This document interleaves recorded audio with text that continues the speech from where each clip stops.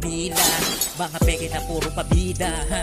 Pero di ko pinansin dahil wala naman akong mapapala sa kanila. Itutuloy ko pa rin ang aking sinimulan dahil meron din naman akong sarili na puhunan.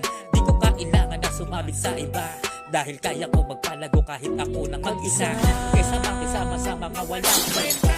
At pagtalikod mo, ikaw naman yung tinitira. Sino ba naman ang mag-aakala yung dating mahina ay pinagbabalaan ng iba ba? Palibasa ay hindi nila kayang gawin yung aking nagagawa. Bakit di mo na lang tanggapin na malayo talaga ang pinagkaiba nating dalawa? Wala akong gustong patunayan kahit na kanino. Ginagawa ko lang ito dahil ito yung gusto ko. Di ko kailangan na ipagsigawan kung ano ako.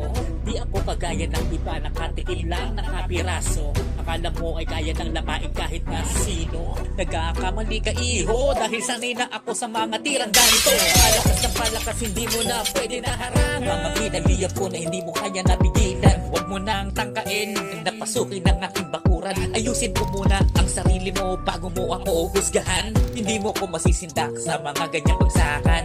Dahil bata ka pa sa ganitong mga larangan. Nasa pasarapan na ako samantalang nasa pagalingan pa rin kayo.